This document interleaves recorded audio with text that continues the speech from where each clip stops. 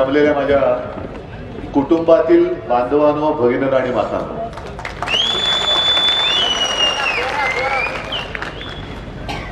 कारण मी महाराष्ट्रामध्ये फिरतोय तो माझ्या कुटुंबाशी संवाद करायला फिरतोय. शिर्डीमध्ये काही पहिल्यांदा चालू याच्यातला भाग नाही. गेल्या काही महिन्यांपूर्वी सुद्धा आलो होतो. दुष्काळ होता आणि शेतकऱ्यांच्या बांधावरती गेलो होतो. आणि साहजिकच आहे, ज्या ज्या वेळेला शिर्डीमध्ये येतो तेव्हा साईबाबांचं दर्शन घेतो, आशीर्वाद घेतो आणि कार्याला पुढे निघतो. पण शिर्डीमध्ये बऱ्याच दिवसानंतर असा संवादाचा योग आलेला आहे. जाहीर सभा होतात, या पुढे सुद्धा होती. पण मला आज धक्का बसला की शिर्डीमध्ये किती जुलूम, जबरदस्ती, गुंडाशाही वाढते. आणि खरं तसं जर बघायला गेलं तर ही गुंडागर्दी सरकारने संपवायला पाहिजे. पण जसं सरकार मान्य देशी दारूचं दुकान असतं, तसं सरकार मान्य जर ही गुंडागर्दी असेल तर त्याला रोखणार कोण? आज ताई उभ्या आहेत. त्याच्यानंतर मला बरं वाटलं की काँग्रेसचे सगळे पदाधिकारी आहेत, राष्ट्रवादीचे आहेत, इतरही आपल्या मित्र पक्षांचे आहेत. आणि जिथे जिथे जातोय तिथे सगळेजण मला सोबत येऊन सांगतात की उद्धवजी, काळजी करू नका, आम्ही तुमच्या बरोबर आहोत. साईबाबांनी जो मंत्र दिला, संजय आपण जो उल्लेख केला, श्रद्धा आणि सबुरी, हे जे काही घराणं आहे हे 10 घर फिरलेलं आहे. आपल्याकडे सुद्धा आलं होतं. आणि आज मला लाज वाटते की यांना काय आणि यांच्या वडिलांना शिवसेना प्रमुखांनी पहिल्या प्रथम आयुष्यात मंत्री केलं, पण तेही ते विसरले. मग इकडे तिकडे तिकडे तिकडे सगळे खास कळण्यांमधनं चालले. जिकडे सत्ता तिकडे आम्ही. पण आता कुठे जाणार? कारण भारतीय जनता पक्ष हे त्यांचं आयुष्यातलं राजकारणातलं शेवटचं ठिकाण, कारण पुढची सत्ता आमच्याकडे येणार आहे. आता काँग्रेसवाल्यांनी विचारतोय, परत आले तर तुम्ही घेणार का रे बाबा? का होतं? का होतं? राष्ट्रवादीवाले असेल त्यांना विचारतोय, घेणार का हो? मी तर घेणारच नाहीये, अजिबात घेणार नाही. आणि घेणार तर नाहीच, पण तुमच्या आशीर्वादाने सरकार आल्यानंतर यांच्या सगळ्या भ्रष्टाचाराची चौकशीच लावणार आहे. करून काय तुम्हाला जे काय आज लुटमार करताय ते तुम्हाला वाटत असेल की तुम्हाला आता कोणी विचारणार नाही, पण असं नसतं. दिवस सगळे सारखे नसतात, दिवस हे बदलत असतात. आज तुम्हाला वाटते की तुमचे दिवस आहेत, पण उद्याचा दिवस हा आमचा आहे. उद्याचा दिवस हा आमचा आहे. आणि गुंडागर्दी जी आहे ती आता भारतीय जनता पक्षाचे आमदार सुद्धा करायला लागले. एक 15 दिवसापूर्वी कल्याणमध्ये भाजपच्या आमदाराने, गणपत गायकवाड यांनी पोलीस स्टेशनमध्ये गोळीबार केला. काय फडणवीस काय त्यांचं काय प्रतिक्रिया आले? जर कदाचित चुकून एखाद्या माझ्या शिवसैनिकांनी कोणाला शिवी दिली किंवा कोणाच्या कानफटत मारली तर किती झिंजा उठत फिरतात स्वतःच्या. पण स्वतःच्याच पक्षाचा आमदार भर पोलीस स्टेशन मध्ये गोळ्या घालतोय कोणाला तरी. आणि एवढंच नाहीये तर तो बेधडकपणाने सांगतोय की जोपर्यंत या मिंध्याकडे सरकारचा कारभार आहे तोपर्यंत महाराष्ट्रामध्ये गुंडांची पैदास होईल. हे भाजपच्या आमदाराचं वक्तव्य आहे. गृहमंत्री आहात कुठे तुम्ही? गृहमंत्र्याचं काम काय असतं? गुंडागर्दी करणाऱ्यांना जरब बसवण्याचं. पण हे आपल्या राज्याचे निर्डावलेले गृहमंत्री आणि वरचे देशाचे गृहमंत्री, यांना गृहमंत्र्याचा अर्थच कळला नाही, त्या शब्दाचा अर्थच नाही कळला. त्यांना असं वाटतं की गृहमंत्री म्हणजे दुसऱ्याची घरं फोडणारा मंत्री. अहो, तुम्ही घरफोडे मंत्री नाहीये. नाहीतर गृहमंत्र्याच्या ऐवजी अमित शहा आणि देवेंद्र फडणवीसांनी गृह शब्द बदलून घरफोडे मंत्री असा शब्द घ्या, ते तरी चांगलं असतं. पण यांच्याकडनं काहीच होत नाही. पण मोठमोठे सगळे पक्ष फोडतायत. शिवसेना फोडला, राष्ट्रवादी फोडला, आज काँग्रेस फोडला, तिकडे नितीश कुमारला फोडला. हे घरफोडे मंत्री जे आहेत त्यांना मी सांगू इच्छितोय की तुम्हाला जर का असं वाटत असेल की इतरांचे पक्ष फोडले तर हे लढणारच नाही.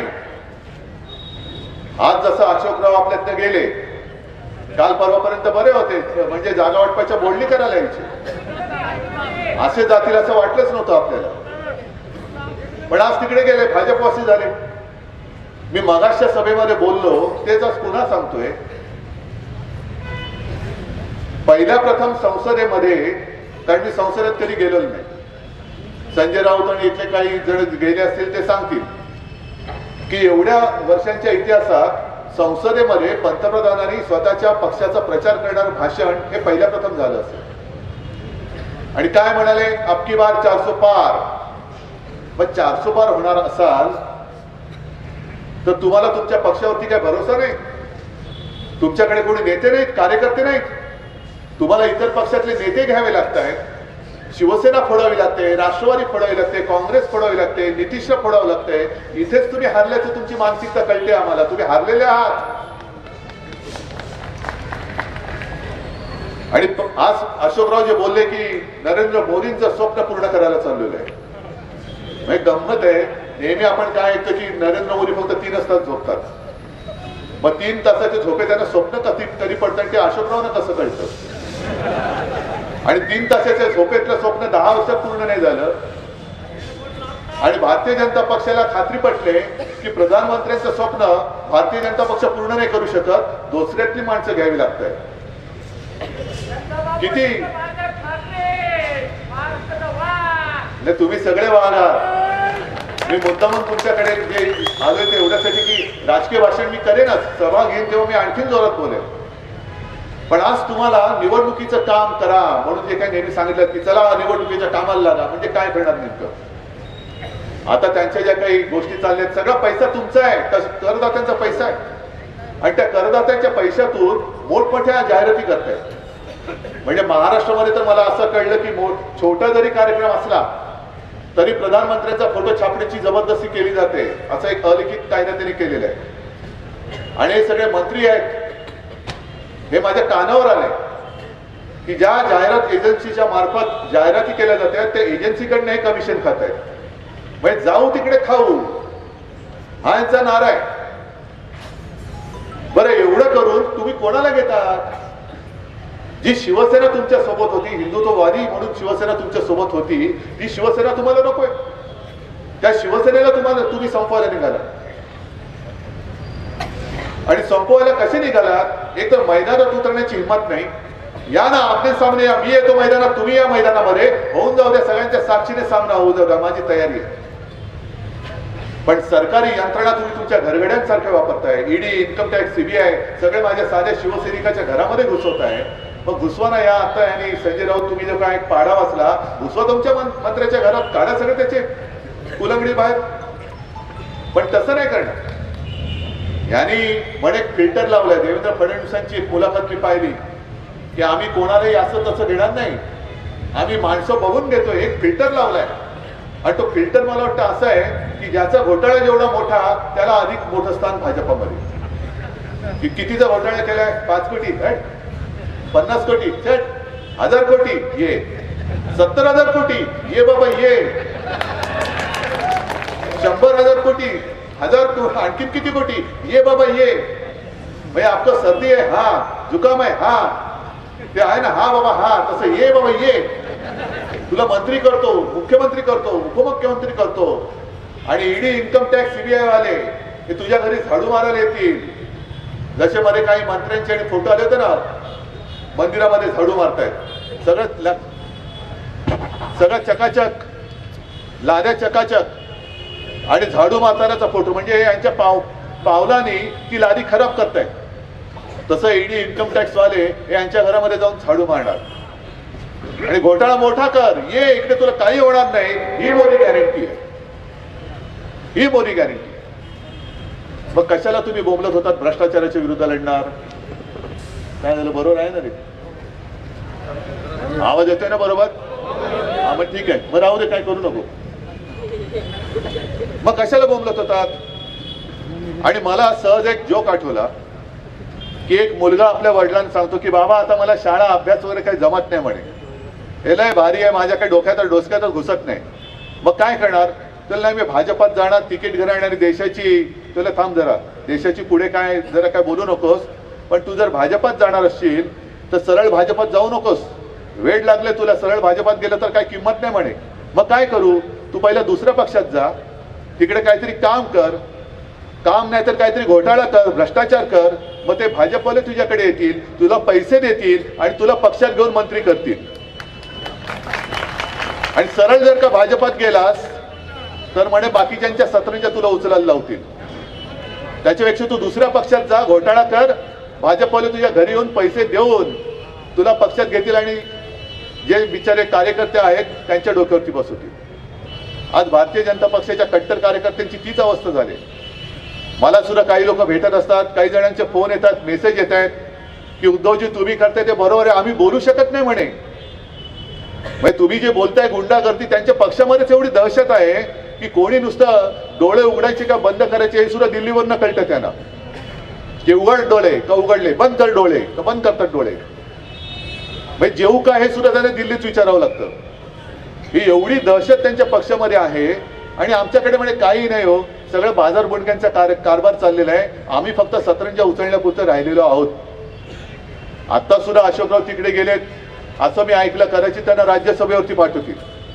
आणखीन सगळे जे काय राज्यसभेवर पाठवणार ते बाहेरून आलेली माणसंच पाठवणार आहेत. मग त्या कार्यकर्त्यांनी करायचं काय? बरं, दुसरी गोष्ट अशी, 10 वर्ष तुम्ही तिकडे कारभार केला, अजूनही तुम्ही नेहरूच्या नावाने ठणाणा करतात. नेहरू नेहरू नेहरू, हे नेहरूनी केलं ती चूक, नेहरूनी केली ती चूक, नेहरूनी केली. ठीक आहे, केली असेल नेहरूनी चूक, पण नेहरू जाऊनच 60 वर्ष झाले. बरोबर ना? नेहरू जाऊन किती वर्ष झाली? 60 वर्ष झाली. आणि नेहरू किती वर्ष पंतप्रधान होते? 16 वर्ष. मग 16 वर्ष नेहरू पंतप्रधान होते तेव्हा त्यांनी काय केलं होतं, अगदी काय पाप केली असतील ती सुद्धा तुम्ही काढा. आणि मोदीजी तुम्ही आता 10 वर्षाचे झालात पंतप्रधान, तुमच्या आधी 6 वर्ष अटलजी होते, म्हणजे इकडेच 16 वर्ष झाली. त्याच्यानंतर जनता पक्षात तुम्ही घुसला होतात, ती 2-2.5 वर्ष झाली. VP सिंगना तुम्ही पाठिंबा दिला होता, ती वर्ष काढा. म्हणजे नेहरूनी जेवढा काळ पंतप्रधान म्हणून भोगला त्याच्यापेक्षा जास्त काळ तुम्ही स्वतः आणि तुमच्या पक्षाने केंद्रात सत्ताधारी म्हणून भोगलेला आहे. काढा ना तो आढावा घ्या. काय नेहरूनी काय केलं जरूर काढा. नेहरूने किती काय भाकरा आंदोलन केलं होतं, आणखीन काय कंपन्या केल्या असतील, पाप काय केली असतील ते सुद्धा काढा. आणि नेहरूने निर्माण केलेल्या कंपन्या तुम्ही विकल्या किती त्याचाही आढावा घ्या. त्याचाही आढावा घ्या, सगळ्यांचाच घ्या. मग 60 वर्षापूर्वीचा इतिहास आम्हाला सांगता, पण गेल्या 10 वर्षात तुम्ही नेमकं शेतकऱ्यासाठी काय केलं ते मला सांगा. मी ज्या वेळेला ग्रामीण भागात जातो, शेतकरी येतात, तिकडे सुद्धा काही शेतकरी आले असतील. 2014 साली यांनी शेतकऱ्यांना काय एक आश्वासन दिलं होतं की जो शेतकरी त्याचं जे पीक असेल, कोण कापूस असेल, सोयाबीन असेल, तूर डाळ असेल, कांदा असेल, काय असेल ते असेल, दर एकरी जो खर्च येतो त्याच्यामध्ये 50% आम्ही रक्कम अधिक त्याच्यामध्ये ऍड करू आणि ती जी काही रक्कम येईल तो हमीभाव धरून त्या शेतकऱ्याला आम्ही त्या पिकाचा हमीभाव देऊ. किती शेतकऱ्यांना हमीभाव मिळाले? अजिबात नाही. शेतकऱ्याला हमीभाव नाही मिळाला. नाही मिळाला ना, शेतकऱ्याला हमीभाव नाही मिळाला. गद्दाराला मिळाला की नाही? म्हणजे जो इकडे काबाड कष्ट करतो, नितीन गडकरी जे म्हणतात, जो प्रामाणिकपणाने काम करतो त्याला पक्षामध्ये सन्मान मिळत नाही, सतरंजा उचलावे लागतात. तसंच जो माझ्या देशामध्ये काबाड कष्ट करतो त्या शेतकऱ्याला हमीभाव मिळत नाही, पण जो गद्दारी करतो त्याला लगेच मंत्रीपद मिळतं आणि खोके मिळतात. ही मोदी गॅरंटी? हीच का ती मोदी गॅरंटी? आज महाराष्ट्रामधला शेतकरी आत्महत्या करतो. 2 दिवसापूर्वी मराठवाड्यामध्ये अवकाळीचा फटका बसला, नांदेडमध्ये बसला. अशोकरावांनी तिकडे जायला पाहिजे होतं. देवेंद्र फडणवीसांनी शेतकऱ्याच्या बांधावर जायला पाहिजे होतं. मुख्यमंत्री स्वतःच्या शेतात रमलेत. 5 स्टार शेत आहे त्यांचं, अगदी हेलिकॉप्टर उतरतं. मी तर अशी साईबाबांना प्रार्थना करतो की देवा, या मुख्यमंत्र्यांचं जसं शेत आहे 5 स्टार, तसं शेत माझ्या गरीब शेतकऱ्याचं होऊ दे. मी तुम्हाला साकडं घालतोय. माझा गरीब शेतकरी सुद्धा त्या शेतातनं एवढी कमाई करू दे की जसे आमचे हे मुख्यमंत्री घटनाबाह्य स्वतःच्या शेतात हेलिकॉप्टरने जातात, तसा माझा शेतकरी बैलगाडीच्या ऐवजी घरातून हेलिकॉप्टरने त्याच्या शेतात जाऊ दे. ही असली शेती करणारी माणसं शेतकरी म्हणून विरोधात आणि आम्ही त्यांचं ऐकतो. आपण ऐकायचं. तिकडे त्या दिल्लीच्या सीमेवरती शेतकऱ्यांचे हजारोच्या लाखोच्या संख्येने एक मोठा मोर्चा चाललेला आहे दिल्लीमध्ये. मी सतत बघतोय, कालपासून आज पण बघतोय. पण स्वतःच्या हक्काच्या राजधानीमध्ये शेतकरी येतोय, शेतकऱ्यांनी यायचं नाही आणि शेतकऱ्यांनी येऊ नये म्हणून तिकडे निमलष्करी दल तैनात केलेले आहे. पोलीस आहेत, निमलष्करी दल आहेत, हजारो तिकडे पोलीस आहेत, जवान आहेत. अडथळे निर्माण केले आहेत, भिंती उभ्या केल्या आहेत, तारांचं कुंपण म्हणजे जसं सीमेवरती कुंपण घालतात तसं कुंपण घातलंय, खिळे आहेत. 2 भिंतींच्या मध्ये त्यांनी तो एक काय त्याला मसाला म्हणतात, म्हणजे जे काही डेब्रिज वगैरे असतं ते सगळं टाकून ठेवले की कोणी ओलांडून येता कामा नये. का एवढे का घाबरता शेतकऱ्यांना? तुम्ही मतं मागायला याच्याकडे जाता, मग शेतकरी येतोय, तुम्ही जाऊन भेटलं पाहिजे त्यांना. अमित शहा तुम्ही इतरांची घरं फोडण्यापेक्षा त्या शेतकरी त्याच्या घरासाठी येतोय, त्याच्या मागण्यांसाठी येतोय, त्याला जाऊन भेटत का नाही? ठेवा सगळे पोलीस बाजूला ठेवा आणि जा सामर्थ्यानं. हिंमत असेल 10 वर्षात तुम्ही एवढं काम केलं असाल तर पोलीस बंदोबस्ताशिवाय शेतकऱ्यांना जाऊन भेटण्याचं धाडस दाखवा. चला होऊन जाऊ दे. जो शेतकरी तिकडे जातोय हमी भावासाठी जातोय, कर्जमुक्तीसाठी जातोय. का तुम्ही करत नाही कर्जमुक्ती त्याची? मी मुख्यमंत्री झालो होतो, माझ्याकडे कोणी कर्जमुक्ती मागितली होती? नव्हती मागितली. पण मी केलेली कर्जमुक्ती शेतकऱ्यांना मिळाली होती की नाही हे सुद्धा उघडपणाने सांगा. मिळाली ना? मग हे जसं मी धाडसाने करतोय म्हणून मी या लोकांमध्ये हे सगळं बाजूला करून सुद्धा मध्ये जाऊन उभा राहू शकतो, कारण मी पाप केलेलं नाही. हा शेतकऱ्यांची मी आशीर्वाद घेऊन पुढे चाललेलो आहे. तुम्ही शेतकऱ्यांना दिलीत येऊ देत नाही म्हणजे तुमच्या मनामध्ये पाप आहे. तुम्ही शेतकऱ्यांवरती अश्रुधूर सोडताय, शेतकऱ्यांवरती लाठीमार करायला लावणार, गोळीबार करायला लावणार. बघू, एवढं काही सोपं नाहीये. ज्या क्षणी तिकडे वेडवाकडे पाऊल सरकारकडनं उठेल त्या दिवशी महाराष्ट्र सुद्धा त्या शेतकऱ्यांच्या मागे उभा राहिल्याशिवाय राहणार नाही. संपूर्ण देशातला शेतकरी हा त्या शेतकऱ्यांच्या मागे उभा राहिल्याशिवाय राहणार नाही. नुसतं संसदेमध्ये तुम्ही शेतकरी, महिला, तरुण, गरीब या 4 जातींसाठी काम करणार म्हणता आणि तो शेतकरी जेव्हा तुमच्याकडे त्याचा न्याय हक्क मागण्यासाठी येतो तेव्हा तुम्ही त्याच्या आणि तुमच्यामध्ये भिंती उभ्या करता, तारांचं कुंपण उभं करता, जवान उभे करता, पोलीस उभे करता. अरे त्या ते जवान आणि जे पोलीस आहेत ते सुद्धा त्या शेतकऱ्यांचीच मुलं आहेत. तुम्ही निळवंड्याला निधी दिला, त्यांनी लाठीमार केलाय मला. हे आहे ना, हे या व्यथा तुम्हाला माहिती आहेत. ज्यांच्यासाठी खरं म्हणजे ह्या सगळ्या तयाऱ्या या सीमेवरती देशाच्या तिकडे करायला पाहिजे होत्या. तिकडे चीन घुसतोय, त्या चीनला कोणाला धमकी देण्याची हिंमत होत नाहीये. चीन घुसतोय, अरुणाचलमध्ये चीन घुसला, लडाखमध्ये चीन घुसला. लडाखमध्ये चीन घुसल्यानंतर तिथल्या मेंढपाळाने त्या चीनी सैनिकांना परत पाठवलं. पण मोदी बुवा काहीच बोलायला तयार नाहीये, अमित शहा काहीच बोलायला तयार नाहीये, राजनाथ सिंग आहेत की नाही तेच कळत नाहीये. देशाला संरक्षण मंत्री आहेत की नाही, आहेत तर ते कोणापासून कोणाचं संरक्षण करतायत? घरफोडे मंत्री इतरांची घर फोडतायत. पण देशाचं जे घर आहे ते तुम्हाला सांभाळता येत नसेल तर अमित शहाजी तुम्ही राजीनामा द्या आणि दुसरा कोणतरी कर्तबगार तिकडे गृहमंत्री बसवा. मग आम्हाला सांगायचं की त्यावेळेला नेहरूंच्या ऐवजी सरदार वल्लभभाई पटेल पंतप्रधान झाले असते तर. मला असं वाटतं की खरंच सरदार वल्लभभाई पटेल हे देशाचे त्यावेळेला पंतप्रधान व्हायलाच पाहिजे होते. पण सरदार वल्लभभाई पटेलने RSS वरती बंदी घातली होती. ते सरदार वल्लभभाई पटेल देशाचे पंतप्रधान तुम्हाला परवडले असते का हे बोलताना हे पहिले त्यांनी विचार करायचा आणि मग आम्हाला सांगायचं. कारण वल्लभभाई पटेलने RSS वरती बंदी घातली होती आणि आज तुम्हाला असं वाटतंय की सरदार पटेल हे तेव्हा देशाचे पंतप्रधान व्हायला पाहिजे, ते व्हायलाच पाहिजे होते. कारण आम्हाला पण माहित नव्हतं की आम्ही ज्या हिंदुत्वासाठी लढलो, आम्ही ज्या हिंदुत्वासाठी तुमची साथ दिली, आमची फसगत झाली. शिवसेनेच्या आयुष्यातली 25-30 वर्ष यांच्या हिंदुत्वाच्या बुरख्याखाली आम्ही फसले गेलो म्हणून आमच्या आयुष्यातली 25-30 वर्ष सडली.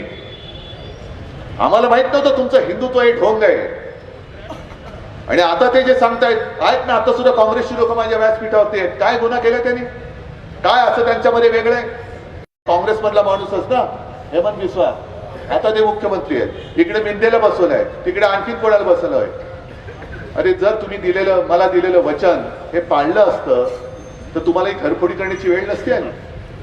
काय मी मागत होतो तुमच्याकडे? मी माझ्या वडिलांना जे वचन दिलं की मी तुमचा शिवसैनिक, तुमचा एवढ्यासाठी म्हटलं कारण त्यांनी शिवसेनेला जन्म दिलेला आहे. जसा मला दिला तसं शिवसेनेला दिला. मी तुमचा शिवसैनिक मुख्यमंत्री करून दाखवेन आणि तो मी पुन्हा करून दाखवणारच.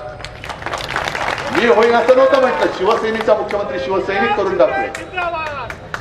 मग अमित शहा घरी आले. बरं आता मी पक्षप्रमुख नाही म्हणून म्हणताय, मग तेव्हा कशाला आलं होतं माझ्या घरी? का पाठिंबा मागितलं माझ्याकडे? मला फोन यायचे, अरे उद्धव जी कल मैं वो अर्जी भरना जा रहा हूं, आपको तो आना ही है. गेलो त्यांच्या तिकडे. मग उद्धव जी अरे कल तो मोदी जी वो फॉर्म भर रहे, आपको तो आना ही है. मग काय म्हणून तुम्ही मला बोलवलं होतं? काय म्हणून तुम्ही माझ्याबरोबर युती केली होती? बरं आता ज्या पद्धतीने तुम्ही शिवसेना चोरली, मला मुद्दामून मी मध्ये जो जनता न्यायालयाचा प्रयोग केला तो तुम्हाला कळण्यासाठी. ते जे काय सांगतात की शिवसेनेकडे घटनाच नाही, 99 सालानंतर शिवसेनेने घटनाच दिली नाही, शिवसेनेमध्ये पक्षप्रमुख पदच नाही.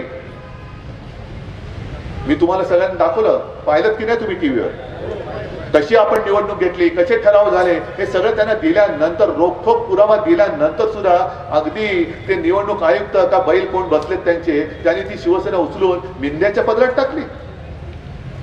बरं निवडणूक आयोगाने जे आम्हाला सांगितलं होतं की तुम्ही तुमच्या पदाधिकाऱ्यांची शपथपत्र द्या, तुम्ही तुमचे सदस्य जे आहेत त्यांची सुद्धा एक ती अर्ज भरून द्या. तुमच्यापैकी अनेकांनी अर्ज भरले असतील. जवळपास 19.5 लाख अर्ज आणि शपथपत्र हे आपण निवडणूक आयोगाकडे पोहोचवलेली आहेत. 19.5 लाख, 19,40,000 आणि प्रतिज्ञापत्र सुद्धा 100 रुपयाच्या स्टॅम्प पेपरवरती दिलेली आहे. मग काय तुम्ही उशाशी घेऊन झोपलात? काय केलं? काय त्याची रद्दी म्हणून विकलीत तर ती सुद्धा विकून टाकून निवडणूक आयोग त्याच्यावरती चालवतोय. तुमचा चहा पाण्याचा खर्च काय माझ्या प्रतिज्ञापत्रावरती चालवतोय की काय तुम्ही? पण उघड उघड घोटाळे करतायत. त्या चंदीगडमध्ये सुद्धा स्वतः सुप्रीम कोर्टचे सरन्यायाधीश बोलले की चंदीगडमध्ये जे काय घडलं, साधी महापौराची निवडणूक ती नाही जिंकतायत, त्याच्यात सुद्धा गडबड केली. आणि सरन्यायाधीश बोलले की इथं सरळ सरळ लोकशाहीची हत्या आहे. मग भोगरेताई तुम्ही काय म्हणताय? गुंडागर्दी, दडपशाही. देशामध्ये जर लोकशाहीची हत्या होत असेल आणि ती हत्या केंद्र सरकार करत असेल, त्यांचे सगळे चमचे करत असतील, तर मग सर्वसामान्य माणसांनी करायचं काय? पण त्यांना अजून माहिती नाहीये की सर्वसामान्य माणसाची ताकद काय असते.